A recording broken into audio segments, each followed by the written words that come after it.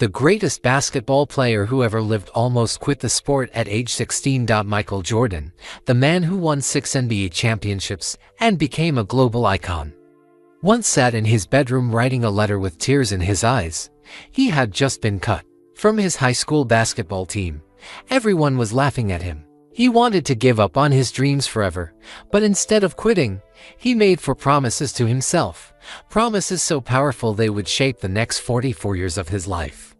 He sealed those promises in an envelope marked "Do Not Open Until 2023" and forgot about them completely until March 2023, when a 60-year-old Michael Jordan found that letter while packing boxes in his mansion. His hands shook as he held the faded envelope. Inside was a message from his teenage self that would explain everything: why he worked harder than anyone else, why he never accepted defeat, and why he spent years helping kids who got cut from their teams. The letter revealed that Michael Jordan's greatest victory wasn't any championship he won. It was keeping his word to a heartbroken boy who refused to give up. This is the story of that letter and how failure became the foundation for greatness. Michael Jordan sat on the floor of his home office, surrounded by cardboard boxes and memories. At 60 years old, his knees creaked as he moved, but his hands were still steady. The March sun streamed through the tall windows of his Highland Park mansion, casting long shadows across the hardwood floor. "Are you sure about this move, Michael?" his wife Yvette asked from the doorway. She held a box marked "Trophies Basement" in her arms. Michael looked around the huge office. 6 NBA championship trophies sat on the mantel, 5 MVP awards lined the bookshelf. Hundreds of photos covered the walls of him dunking, him celebrating, him holding up fingers to show how many titles he'd won. "This house is too big now," Michael said. "Too many empty rooms, too many echoes." Yvette nodded and set down her box. She understood. Their kids were grown up and living their own lives. The mansion that once felt full of laughter now felt hollow. Michael opened the bottom drawer of his old oak desk. This desk had been with him for over 20 years. He'd bought it when he first retired from basketball. Inside the drawer were old programs from games, dried up pens, and rubber bands that had lost their stretch.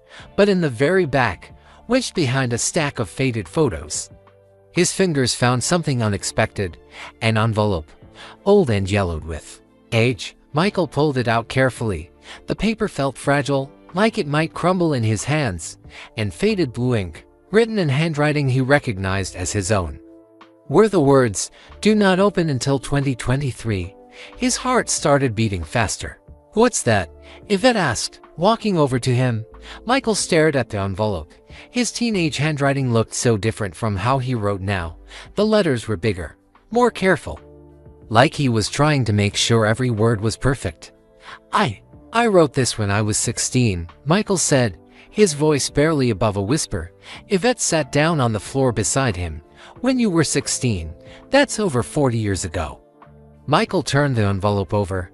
On the back, he had written a date, November 15th, 1979. That date hit him like a punch to the stomach.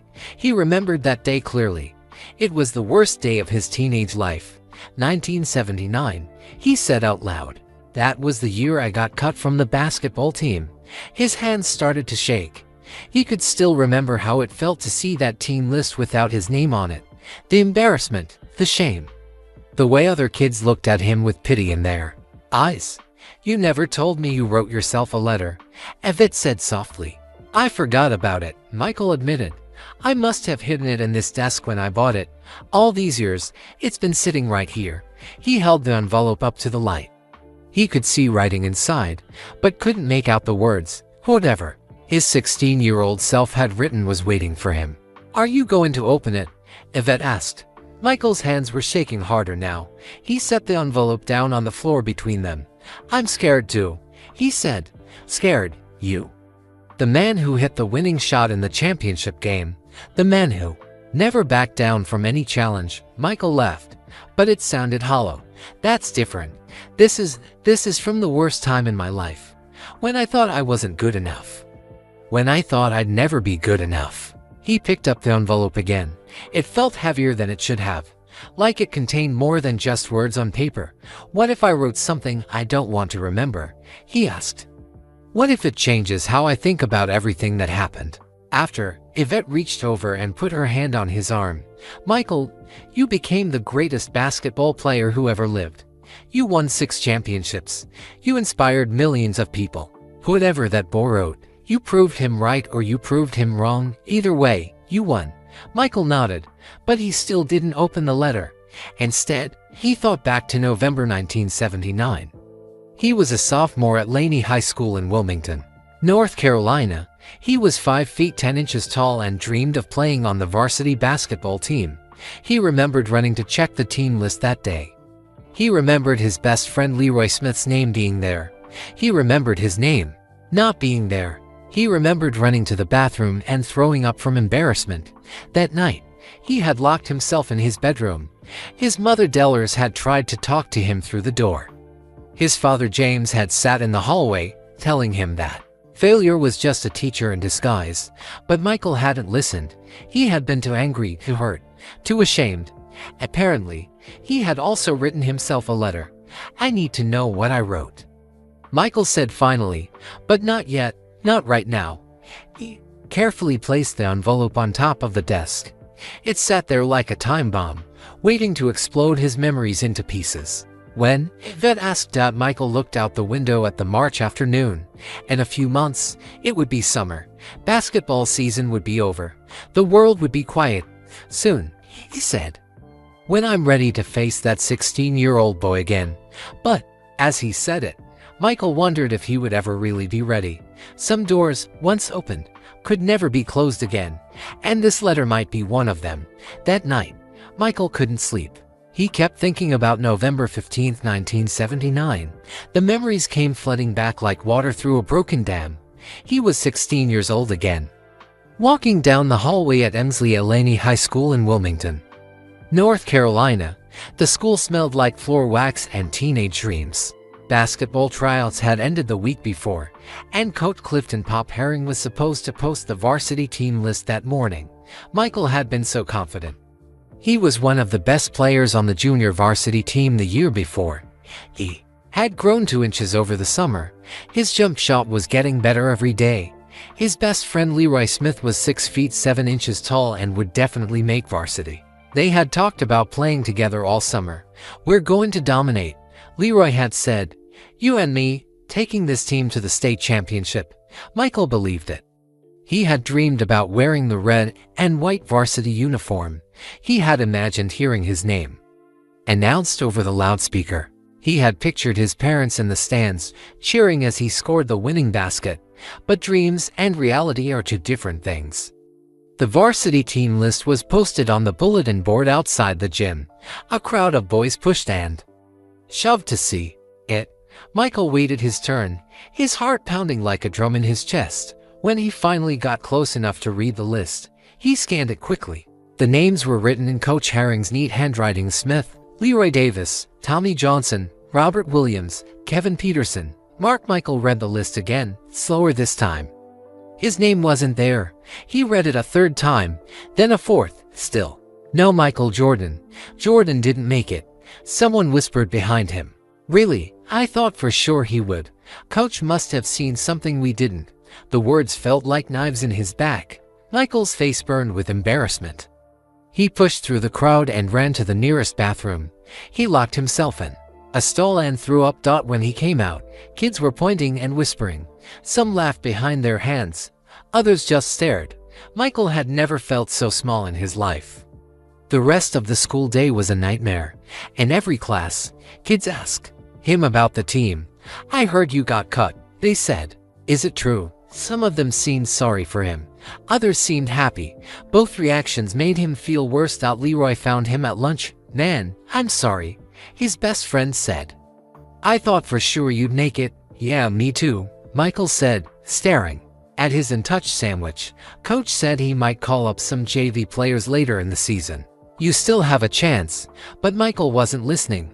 All he could think about was the list. All those names, and his wasn't one of them. He wasn't good enough. He would never be good enough. When Michael got home that afternoon, he went straight to his bedroom and slammed the door. His mother, Delors Jordan, knocked softly. Michael, honey, I heard about the team. I'm sorry. Go away, Michael said. This isn't the end of the world, baby. You can try again next year. I said go away. His father, James Jordan Sr., tried next. He didn't knock. He just sat down outside Michael's door and talked through it. Son, I know you're hurting right now. When I was your age, I got cut from my high school baseball team. I thought it was the worst thing that could ever happen to me. Michael didn't answer. But you know what I learned. Sometimes our biggest failures become our greatest teachers. They show us what we're really made of. I'm not made of anything, Michael said through the door. I'm just not good enough. That's not true, son. You're good enough. You're just not ready yet. There's a difference. But Michael didn't believe him. He felt like everyone at school was laughing at him. He felt like he had let his family down. He felt like he had let himself down. That night, Michael wrote in his diary, November 15, 1979, worst day of my life. Got cut from varsity basketball. Everyone knows. Everyone is talking about it. I'm not good enough. I'll never be good enough. Maybe I should quit basketball and focus on baseball like Dad wants. Maybe I'm just kidding myself about being a basketball player. But he didn't just write in his diary that night. He also wrote something else. Something he would forget about for over 40 years. The next few weeks were terrible. Michael played on the junior varsity team, but his heart wasn't in it. He went through the motions in practice. He scored points in games, but he felt empty inside. His JV coach, Fred Lynch, noticed the change. Jordan, what's wrong with you? You're playing like you don't care. Maybe I don't, Michael said. That's not the Michael Jordan I know. The Michael Jordan I know fights for everything. But Michael felt like all the fight had gone out of him. Every day, he thought about quitting basketball. Every day. He wondered if Coach Herring had been right to cut him. Maybe he really wasn't. Varsity material. One day after practice, Michael walked past the varsity gym. Through the window, he could see the varsity players scrimmaging. Leroy was dominating inside. He looked so confident, so sure of himself. Michael felt a stab of jealousy mixed with sadness. That should have been him in there. He should have been playing with his best friend. Instead, he was watching from outside, like a kid with his nose pressed against a candy store window. That night, Michael made a decision. He was going to quit basketball. He was going to focus on baseball, like his father wanted. He was tired of feeling like a failure. He was tired of people talking about him. He was tired of disappointment. But before he quit, something happened that would change everything. Something that would save his basketball career and maybe even his life. He just didn't know it yet. 2 weeks later, on a cold December afternoon, Michael walked home from school with his head down. The winter wind cut through his jacket like ice. He felt numb inside and out. As he passed the old Wilmington Community Center, he heard the familiar sound of a basketball bouncing on concrete. The sound made his chest tight. He almost kept walking.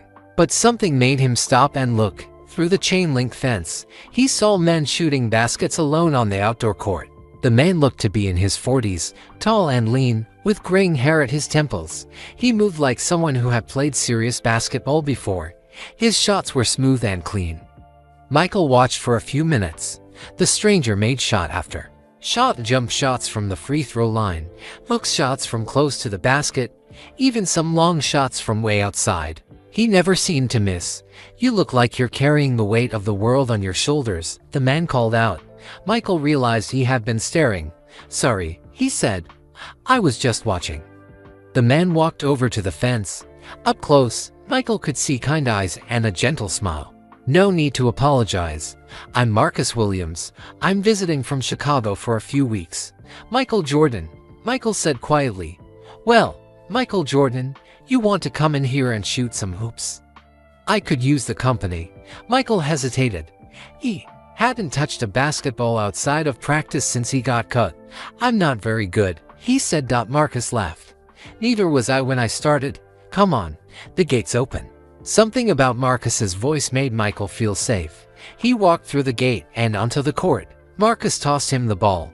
"Let's see what you got," Marcus said. Michael dribbled a few times, then took a shot from the free throw line. It went in clean. Then another, and another. Not very good, Marcus said with a grin. You could have fooled me. They played one-on-one for 20 minutes. Marcus was skilled, but Michael was faster and more athletic. When they finished, both were breathing hard and smiling. You've got real talent, young man, Marcus said as they sat on the bench. Why do you look so sad? Michael didn't know why, but he found himself telling Marcus everything. About getting cut from the varsity team, about the embarrassment, about wanting to quit basketball. Marcus listened without interrupting. When Michael finished, Marcus was quiet for a long moment.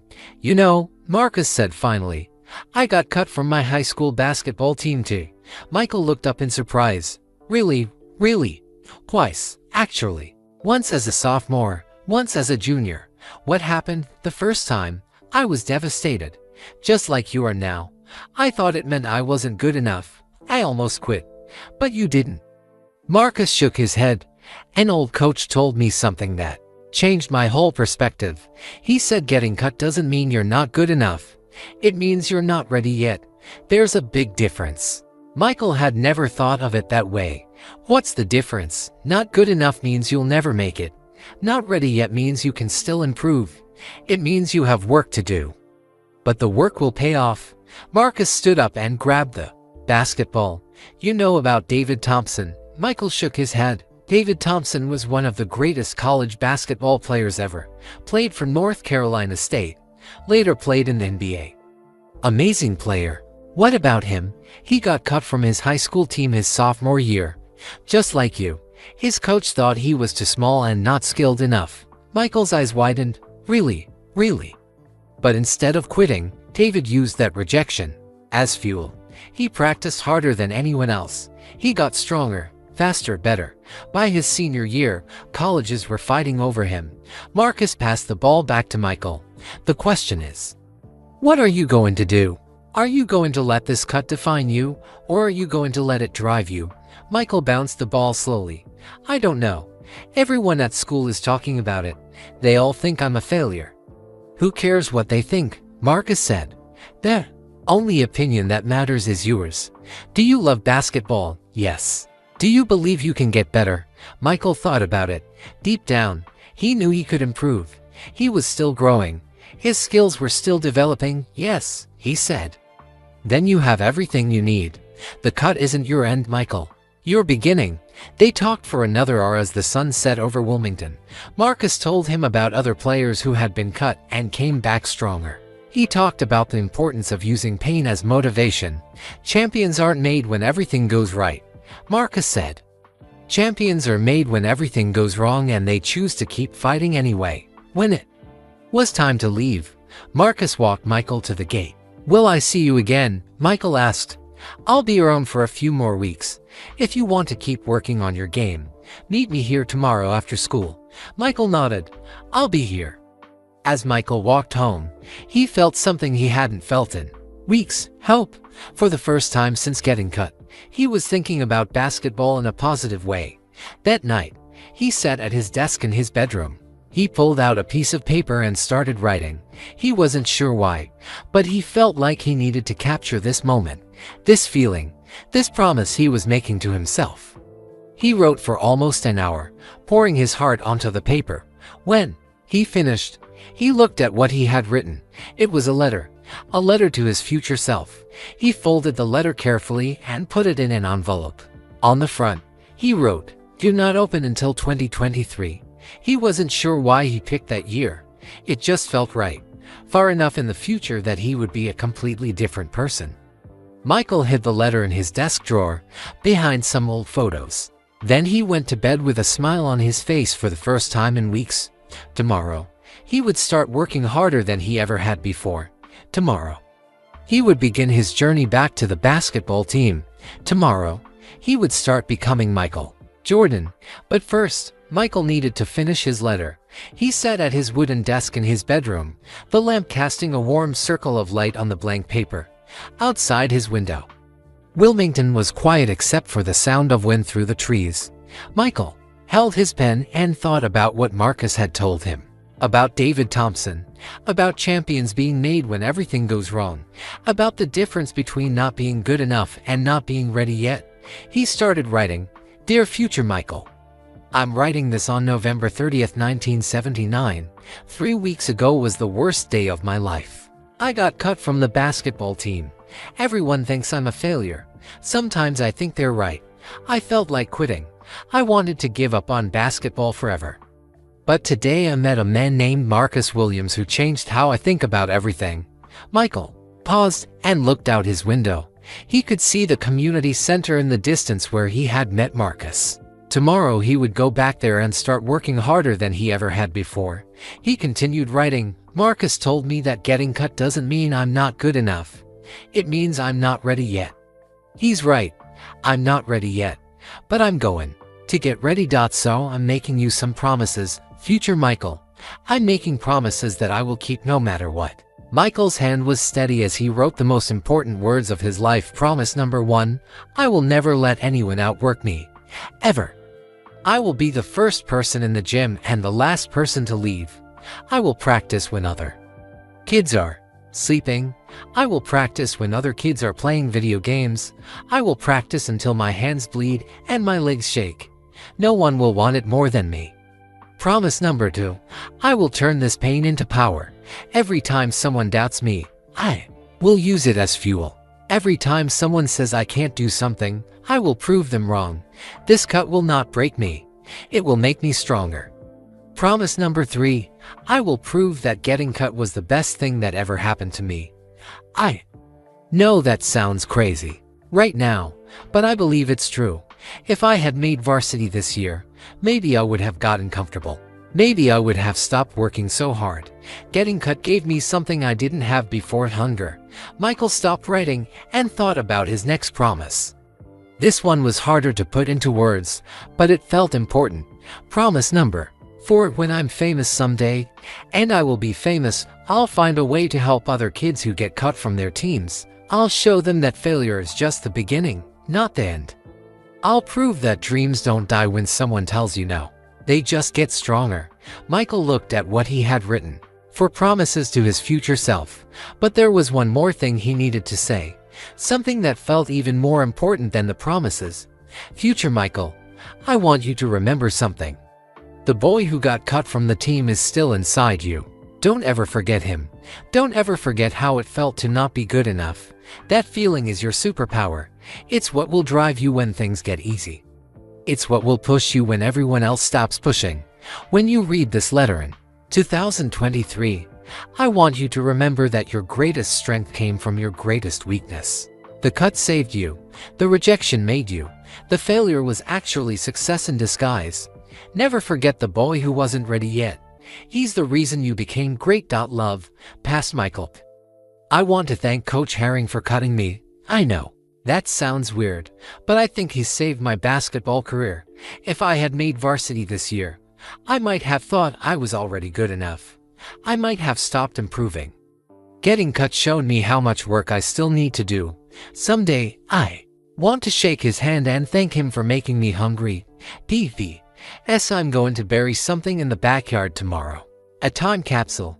Inside will be the basketball I've been practicing with every day since I got cut. It's old and worn, but it's special to me. I want you to find it when you read this letter. Give it to a kid who needs it. A kid who got cut from their team. Tell them this basketball helped make Michael Jordan who he is. Maybe it will help them too. Michael finished writing and read the letter twice. The words felt right. They felt true. They felt like a promise he could keep. He folded the letter carefully and put it in an envelope. On the front, he wrote in his best handwriting, "Do not open until 2023. Why 2023? Michael wasn't sure. It just felt like the right amount of time. Long enough for him to become the man he wanted to be. Long enough to see if he could keep his promises. He opened his desk drawer and put the letter in the very back, behind some old baseball cards and school photos. Someday, when he was 60 years old, he would find this letter again, and he would know if he had kept his word. The next morning, Michael woke up before his alarm clock. He put on his sneakers and grabbed his basketball. In the backyard, under the old oak tree, he dug a small hole. He placed the basketball inside a metal box, along with a note that said, "This basketball belongs to the future. Give it to someone who needs it." He buried the box and patted down the dirt. Then he went inside and got ready for school. At school that day, kids still whispered about him getting cut, but Michael didn't care anymore. He knew something they didn't know. He knew that getting cut was just the beginning of his story, not the end. After school, Michael went to the community center. Marcus was already there, shooting free throws, ready to work. Marcus asked, "I've been ready my whole life," Michael said. "I just didn't know it until now." They practiced for 2 hours. Michael's shots were falling. His moves were getting sharper. His confidence was coming back. When they finished, Marcus looked at him with a smile. "You're different today."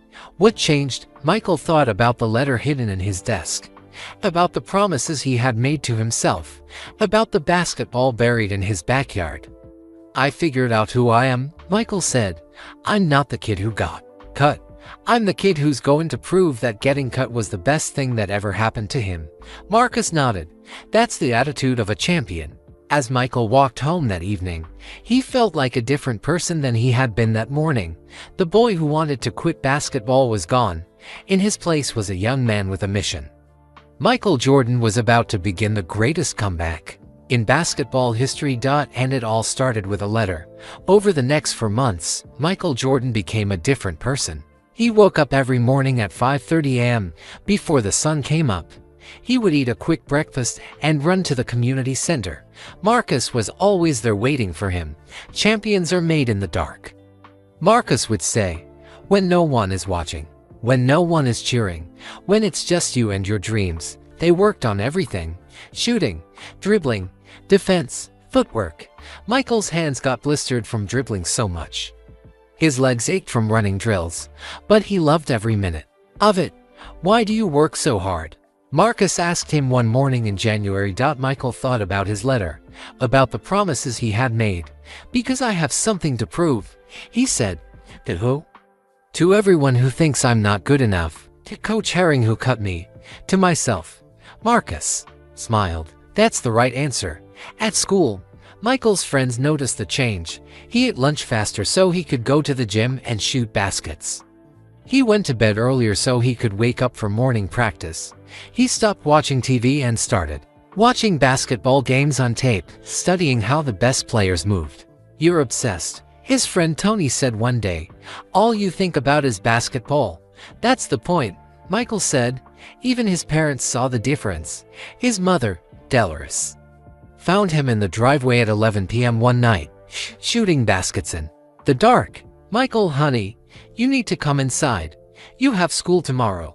"Just 10 more shots, Mom, please." "You said that an hour ago." Michael made his last shot and walked inside. But in his mind, he was still practicing. He dreamed about basketball. He thought about basketball during math class. Basketball was becoming his life. In February, something amazing happened. Michael grew 3 inches. He went from 5 feet 10 to 6 feet 1, almost overnight. His pants became too short. His sleeves became too small. His mother had to buy him all new clothes. But more important than his height, his skills were growing too. His jump shot was becoming automatic. His dribbling was getting smoother. His defense was getting tougher. "You're a different player than you were 4 months ago," Marcus told him one day. "You're becoming dangerous." Michael knew Marcus was right.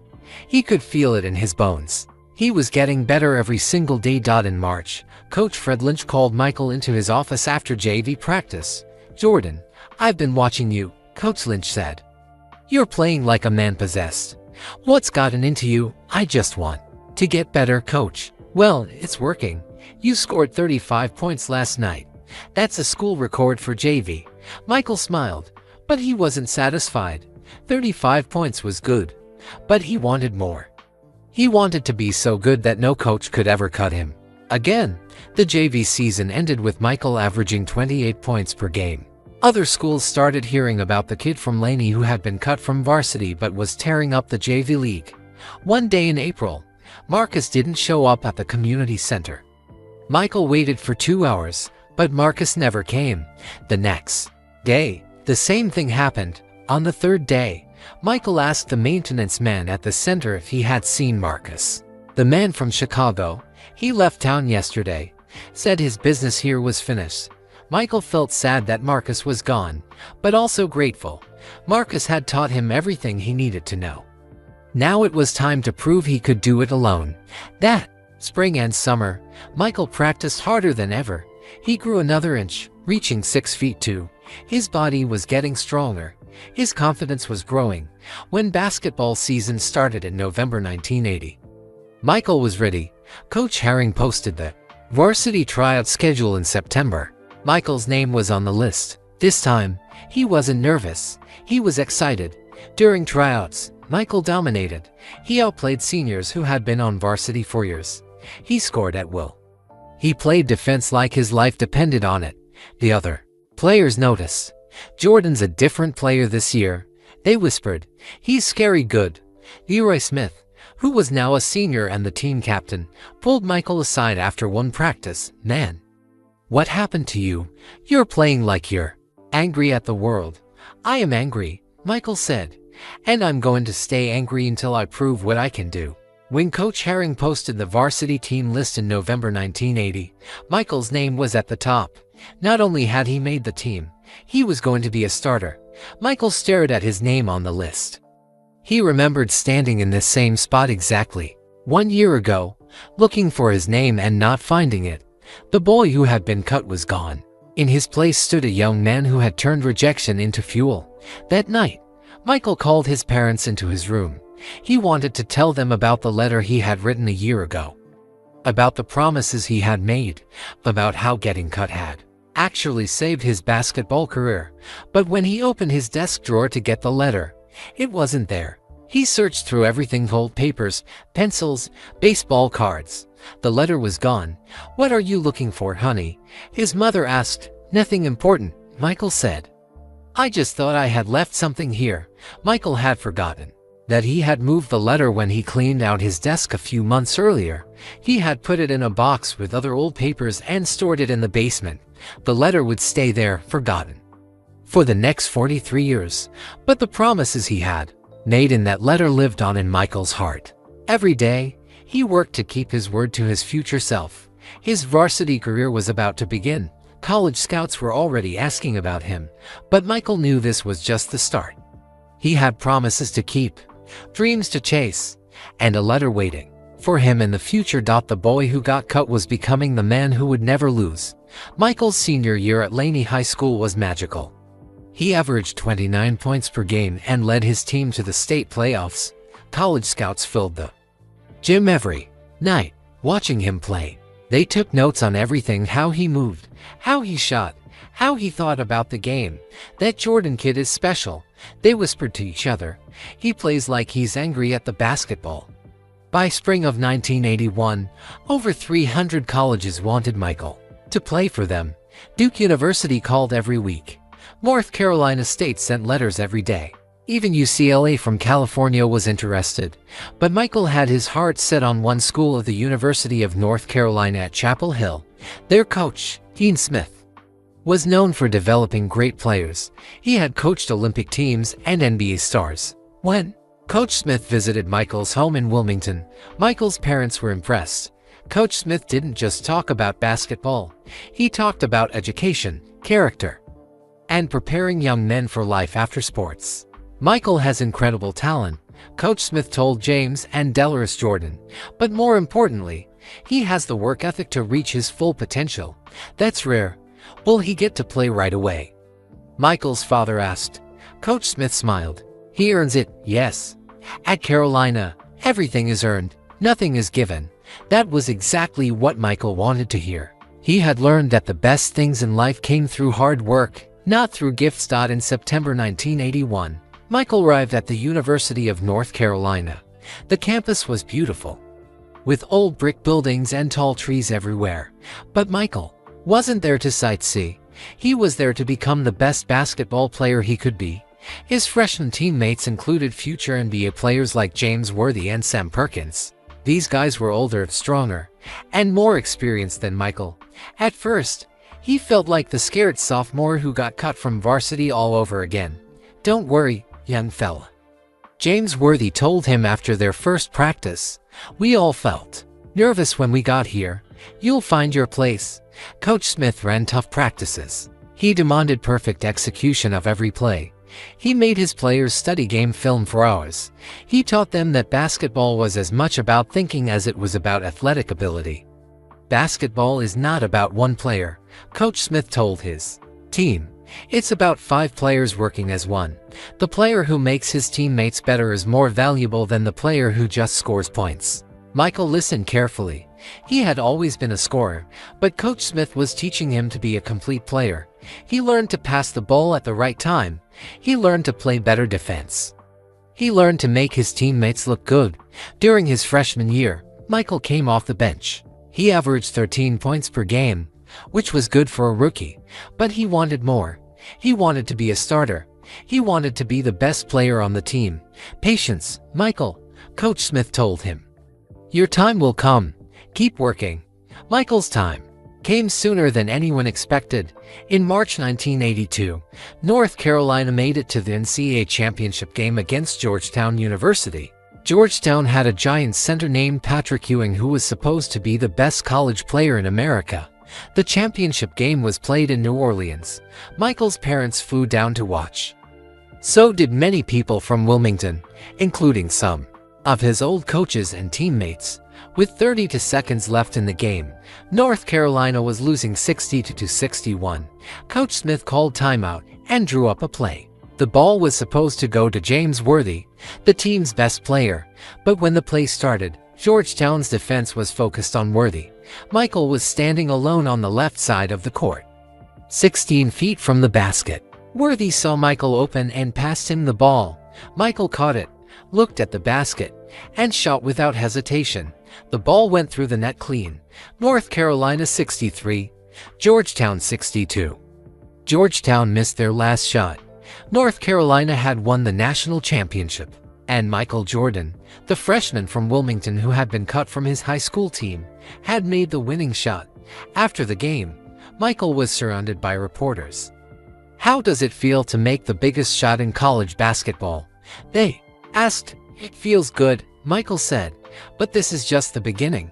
I have a lot more work to do." His teammates carried him around on their shoulders. His parents cried with joy. Coach Smith smiled proudly. But Michael was already thinking about next season, about getting better, about improving his game. The shot had made him famous, but it had also shown him how much pressure he could handle. "I almost missed," he told his roommate, Buzz Peterson, that night in their hotel room. "My hands were shaking when I caught the ball." "But you didn't miss," Buzz said. "That's what separates good players from great players. Great players make big shots when it matters." Michael thought about the letter he had written 3 years earlier.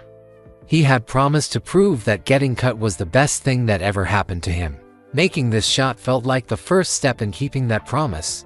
Over the next 2 years at Carolina, Michael became the best college basketball player in America. He averaged 20 points per game as a sophomore and junior. He won every award possible: Player of the Year, All-American, Olympic Team Selection. Sports writers called him the most exciting player they had ever seen. He could jump higher than anyone. He could score from anywhere on the court. He played defense like his life depended on it.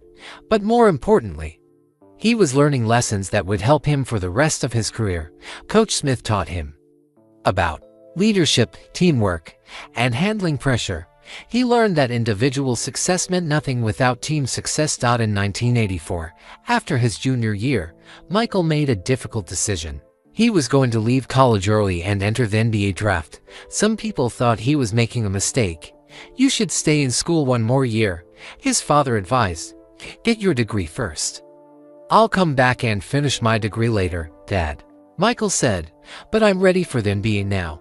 I can feel it." Coach Smith supported his decision. Michael has learned everything college basketball can teach him, he told reporters. He's ready for the next level. The Chicago Bulls selected Michael third in the 1984 NBA draft. 2 teams had passed on him, the Houston Rockets and the Portland Trail Blazers. They thought other players were better choices. Michael wrote their names in his mental notebook, just like he had done with the kids who laughed when he got cut from high school. He would remember their doubt forever. As Michael prepared to leave Chapel Hill for Chicago, he thought about how far he had come 4 years ago. He was a heartbroken teenager who almost quit basketball. Now he was about to play in the NBA. But Michael knew the real test was just beginning. College was one thing, the NBA was completely different. He would be playing against grown men who had been professionals for years. He would be playing for money, not just trophies. Most importantly, he would finally have the chance to prove that the boy who got cut could become the man who never lost. The letter he had forgotten was still waiting for him, buried in a box somewhere in his past. But the promises he had made were very much alive. Michael's first day as a Chicago Bull was October 26, 1984. He walked into the Berto Center, the team's practice facility, wearing a crisp suit and carrying a new gym bag. At 21 years old, he was about to fulfill his childhood dream of playing professional basketball. But the Chicago Bulls were a terrible team. They had won only 28 games the year before. Their fans had stopped coming to games. Their players had stopped believing they could win. "Welcome to the Bulls," said Orlando Woolridge, one of the veteran players. "Hope you like losing." Rookie Michael didn't like losing. He had never liked losing. The comment made his stomach turn. In his first NBA game, Michael scored 16 points against the Washington Bullets. The crowd in Chicago Stadium cheered every time he touched the ball. For a moment, everything felt perfect. But as the weeks went by, Michael learned that the NBA was much harder than college basketball. The players were bigger, stronger, and faster. They had been playing professional basketball for years. They knew tricks that Michael had never seen before. "College ball is like checkers," said Artis Gilmore, the Bulls' veteran center. "The NBA is like chess. You need to think 3 moves ahead." Michael worked harder than ever. He was the first player at practice and the last to leave. He studied game film until his eyes hurt. He lifted weights until his muscles ached. But his team kept losing. The Bulls finished Michael's rookie year with only 38 wins and 44 losses. Michael won Rookie of the Year, averaging 28 points per game. But individual awards felt empty when his team was losing. "Scoring points is easy," Michael told his mother during a phone call home. "Winning games is hard. Be patient, baby," Delores Jordan said. Good things take time. But Michael didn't want to be patient. He remembered his promise from the letter he had written years ago. He had sworn he would prove that getting cut was the best thing that ever happened to him. How could he prove that if his team never won anything important? The next few years were frustrating. Michael kept getting better as an individual player. He won the scoring title in 1987, averaging 37 points per game. He won another scoring title in 1988. He won the MVP award in 1988. But his team kept losing. In the playoffs, every spring, they would make it to the first or second round, then lose to a better team. The Boston Celtics beat them year after year. The Detroit Pistons beat them too. The worst loss came in 1986 against the Celtics. Michael scored 49 points in one game, then 63 points in the next game. The 63 points was a playoff record that still stands today. After that 63-point game, Larry Bird, the Celtics superstar, said something that would haunt Michael for years. "That's God disguised as Michael Jordan." It sounded like a compliment, but Michael knew what Bird really meant. He was saying that Michael was an amazing individual player, but he couldn't win championships. He was saying that basketball was a team sport, and Michael's team wasn't good enough. The comment stung because it was partially true. Michael was putting up incredible numbers, but the Bulls were still losing. Other players and coaches started calling him selfish. "Jordan shoots too much," they said. "He doesn't make his teammates better. He cares more about his own stats than winning games." The criticism hurt more than any physical pain Michael had ever felt. He remembered being cut from his high school team and how that felt like the end of the world. But this was worse. This felt like everyone was saying he was a great individual player but a poor team player. Michael started to doubt himself. Maybe the critics were right. Maybe he was too focused on scoring. Maybe he needed to change his approach to the game. In 1987, his father James Jordan Sr. visited him in Chicago. They sat in Michael's apartment, eating Chinese food and talking about basketball. "Son," "You look troubled," his father said. "I feel like I'm letting everyone down, Dad. I'm scoring all these points, but we're not winning championships. People are saying I'm selfish." James Jordan Sr. put down his chopsticks and looked at his son seriously. "Michael, do you remember when you got cut from your high school team?" "Of course. What did you learn from that experience?" Michael thought for a moment. "That I needed to work harder. That I couldn't let other people's opinions define me." "Exactly. You're facing the same test now, just at a higher level. The question is, are you going to let criticism break you, or are you going to use it to get better?" That conversation changed everything for Michael. He realized he had been so focused on proving his individual worth that he had forgotten the most important lesson from getting cut. Basketball was about more than just him. Michael started spending more time helping his teammates improve. He encouraged them during practice. He passed the ball more during games. He studied how other championship teams played together. Slowly, the Bulls started getting better. They added better players like Scottie Pippen and Horace Grant. They hired a new coach named Phil Jackson who understood how to manage superstars. But the breakthrough came in 1991, 7 years after Michael joined the Bulls. That spring, they finally beat the Detroit Pistons in the playoffs. The Pistons had beaten them 3 years in a row, but this time the Bulls were too strong. In the NBA Finals, the Bulls faced the Los Angeles Lakers, led by Magic Johnson. The Lakers were the defending champions and heavy favorites to win, but the Bulls swept the Lakers for games-to-1. Michael averaged 31 points per game and was named Finals MVP.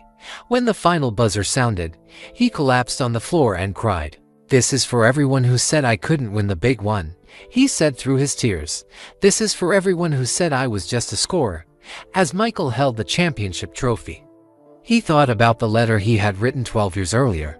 Had promised to prove that getting cut was the best thing that ever happened to him. This felt like the first real proof, but deep in his heart, Michael knew this was just the beginning. One championship wasn't enough. He wanted more. He wanted to become the greatest basketball player who ever lived. The boy who got cut was finally becoming the man who could win it all. After winning his first championship in 1991, Michael Jordan became the most famous athlete in the world. His face was on cereal boxes and billboards. Kids everywhere wore his jersey number 23. His shoes, called Air Jordans, became more popular than any sports product in history. But fame brought new challenges that Michael had never expected. Everyone wanted something from him. Reporters followed him everywhere. Fans waited outside his house. Business people called his agent every day with new deals. "Sometimes I miss being just a basketball player," Michael told his wife Juanita one evening. They were eating dinner at home, trying to have a normal family conversation with their children. "You're still just a basketball player," Juanita said. "Don't let all this other stuff change who you are." Michael nodded, but he could feel the pressure building. Everyone expected him to be perfect all the time, on the court and off the court. It was exhausting. The Bulls won their second championship in 1992, beating the Portland Trail Blazers. Then they won their third championship in 1993, beating the Phoenix Suns. Michael was becoming a legend, but the success came with a heavy price. The worst moment of Michael's life came on July 23, 1993. His father, James Jordan Sr., was driving home from a funeral in North Carolina when he stopped to rest at a highway rest area. 2 young men robbed and killed him. Michael was devastated. His father had been his best friend, his advisor, and his biggest supporter. James Jordan Sr. had always dreamed of his son playing professional baseball. And now, he would never see Michael try. "I can't do this anymore," Michael told his mother after the funeral. "Basketball doesn't feel important without Dad here to watch." On October 6, 1993, Michael shocked the world by announcing his retirement from basketball. He was only 30 years old and at the peak of his career, but he needed to step away from the game that had consumed his life. "I have nothing left to prove in basketball," he told reporters. "I want to try something new. I want to honor my father's memory by playing baseball." Most people thought Michael was crazy. Baseball? He hadn't played baseball since high school. How could the greatest basketball player in the world suddenly become a professional baseball player? But Michael signed with the Birmingham Barons, a minor league baseball team in Alabama. He moved to Birmingham and started over as a rookie baseball player. His teammates were 19 and 20 years old. He was 31. "This is harder than I thought it would be," Michael admitted to his batting coach after striking out for the third time in one game. "I haven't held a baseball bat in 13 years. The baseball experiment was humbling." Michael hit only .202 in his first season. He struck out 114 times. Fans and reporters made fun of him. Some said he was embarrassing himself, but Michael didn't care about the criticism. Baseball reminded him why he loved sports in the first place. It wasn't about fame or money or proving anything to anyone. It was about the pure joy of competing and trying to get better every day. During his time in Birmingham, Michael often thought about his father. He remembered all the conversations they had about basketball, family, and life. He remembered his father's advice after he got cut from his high school team: "Sometimes our biggest failures become our greatest teachers." After 18 months in baseball, Michael realized he was ready to return to basketball. He missed the game. He missed his teammates. He missed the feeling of hitting a game-winning shot. On March 18, 1995, Michael released a simple two-word statement to the press: "I'm back." The basketball world went crazy. Michael Jordan was returning to the Chicago Bulls, but he wasn't the same player who had left. He was older, rustier, and less confident. In his first game back, Michael scored only 19 points. The Bulls lost. Reporters wondered if he had been away too long. Maybe Michael should have stayed retired, they wrote. Maybe he can't get back to his old level. But Michael knew something the critics didn't know. He remembered the lesson from getting cut in high school: setbacks were just setups for comebacks. The Bulls made the playoffs that spring but lost in the second round. Michael was disappointed, but not discouraged. He spent the entire summer of 1995 getting back into basketball shape. The 1995-96 season was magical. Michael was better than ever. The Bulls won 72 games, the most in NBA history at that time. Michael won his fourth championship, his fourth Finals MVP award, and his eighth scoring title. But more importantly, he was playing with pure joy again. Baseball had reminded him that sports were supposed to be fun. Championships were great, but the real reward was the daily process of trying to improve. The Bulls won again in 1997 and 1998, giving Michael 6 championships total. After the 1998 finals, he retired for the second time. "This time it's for real," he told reporters. "I've accomplished everything I wanted to accomplish in basketball." But even in retirement, Michael couldn't stop thinking about the promises he had made to himself as a teenager. He had proven that getting cut was the best thing that ever happened to him. He had become the greatest basketball player who ever lived. But there was one promise he hadn't fully kept yet. He had promised to help other kids who got cut from their teams. He had done some of that through charity work and basketball camps. But he felt like he could do more. Michael bought the Charlotte Hornets NBA team in 2010. He started a foundation that helped underprivileged kids learn basketball and life skills. He spoke at schools about overcoming failure and never giving up on dreams. "Getting cut was the best thing that ever happened to me," he would tell young athletes. "It taught me that failure is just a teacher in disguise. It taught me that setbacks are setups for comebacks." The kids would listen with wide eyes, amazed that Michael Jordan had once been cut from his basketball team. To them, he seemed like a superhero who had never failed at anything. But Michael knew the truth. His greatest strength had come from his greatest weakness. The boy who wasn't good enough had become the man who was better than everyone. Somewhere in a box in storage, a letter was still waiting for him. A letter from a heartbroken 16-year-old who had made promises he couldn't imagine keeping. That boy had kept every single promise. He just didn't remember making them. In 2020, Michael Jordan was 57 years old and living a quieter life. He owned the Charlotte Hornets basketball team and spent most of his time between Charlotte and his home in Florida. The world knew him as the greatest basketball player ever, but he was also a businessman, a father, and a grandfather.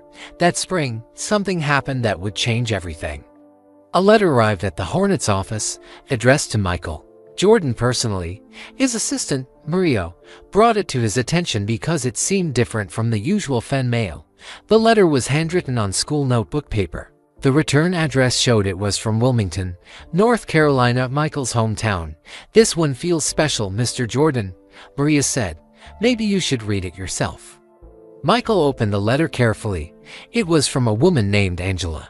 "Washington, dear Mr. Jordan," the letter began. "My name is Angela Washington, and I live in Wilmington. I'm writing to you about my 12-year-old son, Jamal.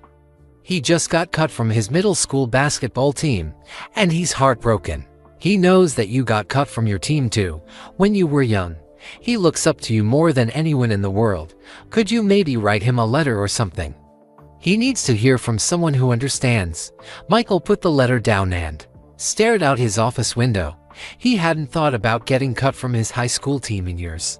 But reading Angela's words brought all those memories rushing back. He remembered the day Coach Herring posted the team list. He remembered running to the bathroom and throwing up. He remembered feeling like his world was ending. But he also remembered something else, something about a promise he had made, a promise to help other kids who faced the same rejection. "Maria," Michael called out, "cancel my meetings for tomorrow. I'm going to Wilmington." The next day, Michael drove the 2 hours from Charlotte to Wilmington. The city had changed a lot since he was a teenager, but some things were the same. The old community center where he had met Marcus Williams was still there. Laney High School still looked exactly like it did in 1979. Michael found the Washington family's address and knocked on their door. When Angela Washington opened it, her mouth dropped open.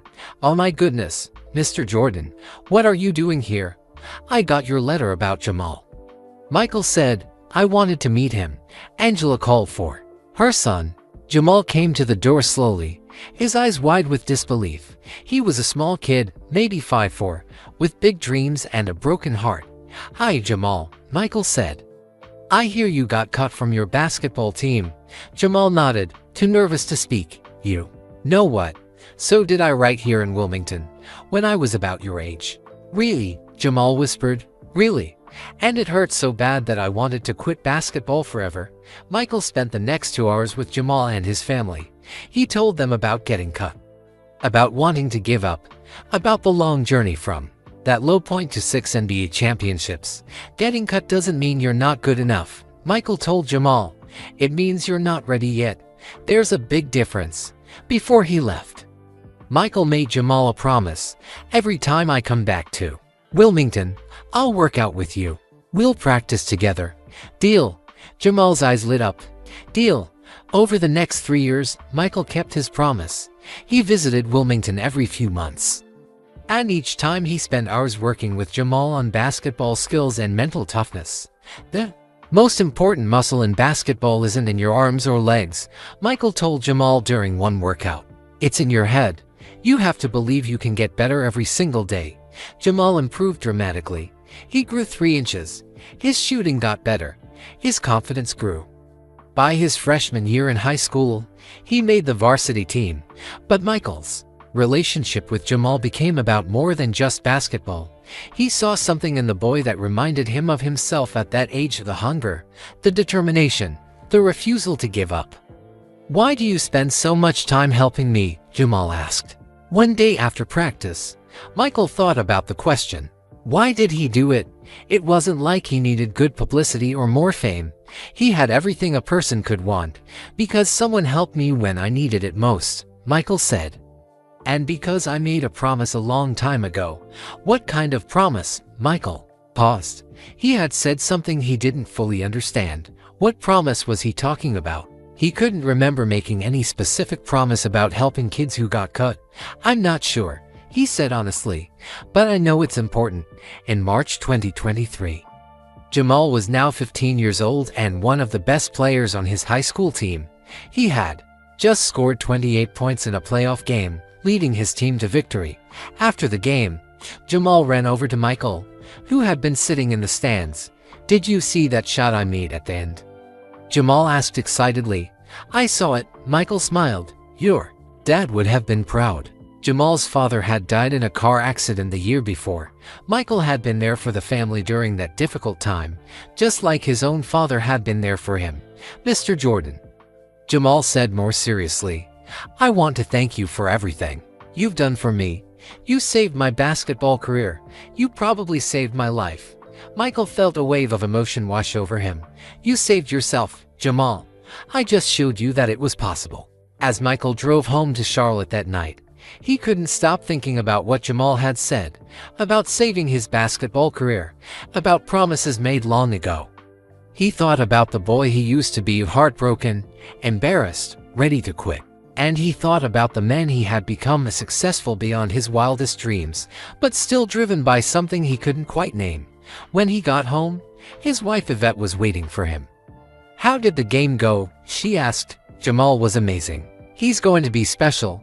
You're proud of him." "I am. But more than that, I feel like I'm supposed to be helping him, like it's part of some bigger plan." Yvette studied her husband's face. "Michael, you've been helping kids your whole career, through camps, charity work, speaking at schools. Why does this feel different?" Michael shook his head. "I don't know. It just does. Like I'm keeping a promise I made to someone important, but I can't remember who or when." A few days later, Michael decided to visit his childhood home in Wilmington one more time. The current owners recognized him and invited him inside. The house looked different with new paint and furniture, but it still felt like home. "Would it be okay if I looked around the backyard?" Michael asked. "I used to play basketball out there when I was a kid." "Of course, Mr. Jordan. Take all the time you need." Michael walked into the backyard and saw the old oak tree where he used to practice his shots. Something about the tree seemed familiar, like it held a memory he couldn't quite reach. He knelt down and touched the ground near the tree's roots. The dirt felt soft, like it had been disturbed before, like something had been buried there long ago. But Michael couldn't remember what. Back in March 2023, Michael sat in his Highland Park mansion, holding the yellowed envelope in his shaking hands. 3 months had passed since his visit to Wilmington, and he still couldn't shake the feeling that he was missing something important. "You've been staring at that letter for an hour," Yvette said gently. "Are you going to open it or not?" Michael looked at his wife. "What if it changes everything? What if I wrote something that I don't want to remember?" "Michael, you became the greatest basketball player who ever lived. You won 6 championships. You inspired millions of people. You helped kids like Jamal find their way. Whatever that 16-year-old boy wrote, you proved him right." Michael nodded and carefully tore open the envelope. Inside was a single sheet of notebook paper. The blue lines faded but still visible. His teenage handwriting looked so young, so hopeful. He read the letter silently first. As his eyes moved across the words, his face changed. Surprise, recognition, deep emotion. "Oh my God," he whispered. "What does it say?" Yvette asked. Michael's voice shook as he read the letter out loud. "Dear future Michael, I'm writing this on November 30th, 1979. 3 weeks ago was the worst day of my life. I got cut from the basketball team. Everyone thinks I'm a failure. Sometimes I think they're right, but I'm making you some promises, future Michael. Promises that I will keep no matter what. Promise number 1, I will never let anyone outwork me, ever. Promise number 2, I will turn this pain into power. Promise number 3, I will prove that getting cut was the best thing that ever happened to me. Promise number 4, when I'm famous someday, I'll find a way to help other kids who get cut from their teams. I'll show them that failure is just the beginning, not the end." Michael stopped reading. His hands were shaking harder now. "Yvette, I completely forgot about Jamal. I forgot that helping him was keeping a promise I made to myself 44 years ago." "Keep reading," she said softly. Michael continued. "Future Michael, I want you to remember something. The boy who got cut from the team is still inside you. Don't ever forget him. That feeling of not being good enough is your superpower. What will drive you when things get easy? When you read this letter in 2023, I want you to remember that your greatest strength came from your greatest weakness. The cut saved you. The rejection made you. The failure was actually success in disguise. Never forget the boy who wasn't ready yet. He's the reason you became great. Love, past Michael." I want to thank Coach Herring for cutting me. Someday, I want to shake his hand and thank him for making me hungry. P.P.S. I buried a time capsule in the backyard today, under the old oak tree. Inside is the basketball I've been practicing with every day since I got cut. I want you to find it and give it to a kid who needs it. Tell them this basketball helped make Michael Jordan who he is. Maybe it will help them too. Michael finished reading and looked up at Yvette. Tears were running down his face. The time capsule? He said. That's what I was feeling when I touched the ground by the oak tree. I buried a basketball there when I was 16. We have to go get it, Yvette said. The next morning, Michael called the homeowners in Wilmington and explained about the time capsule. They were excited to help him dig it up. Michael and Yvette flew to Wilmington that afternoon. Under the old oak tree, with a small shovel, Michael dug carefully into the dirt. About 2 feet down, his shovel hit something metal. He pulled out a rusty metal box, about the size of a showbox. Inside, wrapped in an old towel, was a basketball. It was faded and worn. The orange color turned brown with age, but it was still round, still whole. Michael held the basketball in his hands and closed his eyes. Suddenly, he could remember everything. Practicing with this ball every morning before school, shooting with it in the driveway until his mother called him for dinner, dribbling it while he walked to meet Marcus Williams at the community center. This basketball was with me through everything, he told Yvette. Every shot I practiced, every drill I ran, every promise I made to myself. What are you going to do with it? Michael smiled. He knew exactly what to do. That evening, Michael drove to Jamal Washington's house. Jamal was now 16 years old, a junior in high school, and one of the best players in North Carolina. College scouts were already calling about him. Mr. Jordan, Jamal said when he opened the door. What are you doing here? I have something for you, Michael said. He held up the old basketball. Jamal looked confused. It's kind of beat up, isn't it? Michael laughed. This basketball is 44 years old, Jamal. I practiced with it every day after I got cut from my high school team. Right here in Wilmington. Jamal's eyes got wide. This is the ball you used when you were my age. This is the ball. I buried it under a tree when I was 16 and promised myself I would give it to a kid who needed it someday. A kid who got cut from their team, just like I did. But I didn't get cut. I made my team. No, but you know what it feels like to be told you're not good enough. You know what it feels like to have people doubt you. That's what this basketball represents. It represents the power of never giving up. Michael handed the ball to Jamal. I want you to have this. Practice with it. Take care of it. And someday, when you meet a kid who gets cut from their team, I want you to give it to them. Jamal held the basketball like it was made of gold. Mr. Jordan, why are you giving this to me? You could put this in a museum. People would pay millions of dollars for it. Michael put his hand on Jamal's shoulder. Because 44 years ago, I made a promise to myself. I promised that if I ever became successful, I would help other kids who faced the same rejection I did. You're not just getting a basketball, Jamal. You're getting the responsibility to pass it on. What if I'm not good enough? What if I don't become a great player like you? You don't have to become Michael Jordan, Michael said. You just have to become the best Jamal Washington you can be. This basketball isn't worth millions because it belonged to Michael Jordan. It's worth millions because it represents the power of turning failure into fuel. As Michael drove away that night, he thought about the letter one more time. He had kept every single promise he made to his 16-year-old self. He had outworked everyone. He had turned his pain into power. He had proven that getting cut was the best thing that ever happened to him, and he had found a way to help other kids who faced the same rejection. But most importantly, he had never forgotten the boy who got cut. That boy was still inside him, still driving him, still reminding him that his greatest strength came from his greatest weakness.